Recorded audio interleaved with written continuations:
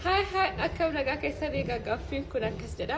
Durbi tokko durbummaa fudhattee dhalatti moo eegga dhalatteetu kan uumamu durbummaa kan jennu kan jedhu sirriitti maa durbummaa jechuun immoo maal jechuudha virginity kan jennu sun jechuudha.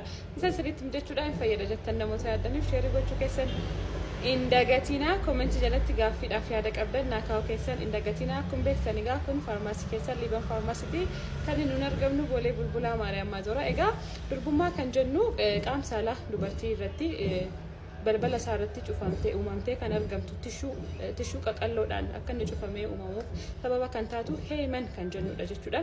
Heeman kan jennu kun tishuu qaqalloo taatee balbala qaama saalaa dubartii cuftee kan argamtudha.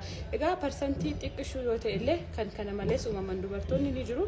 Kana malees immoo tokko tokko irratti baay'ee tishuun sun baay'inaan kan uumamuu fi tokko tokko irratti immoo xixiqqaattee haphattee kan uumamtu taati jechuudha. Egaa durbi yeroo jalqabaatiif dhiira biraan gahiin walqunnamtii saalaa kan hin raawwatiin kan inni ittiin beekaman keessaa egaa balballi isaa kun cufaa ta'a jechuudha.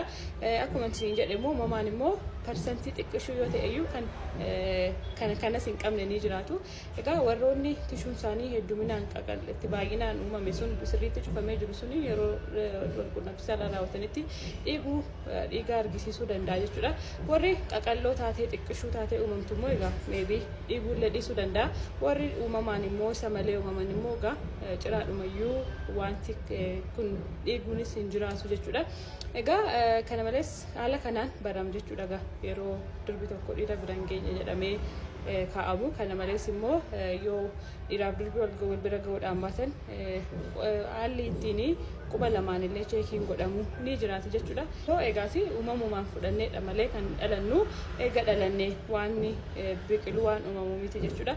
Egaa fayyada jettan namoota yaadanniif sheerii gochuu keessan dagatina koomentii jalatti gaaffii yaada qabdannaa kaa'uu keessan dagatina galatoomaa.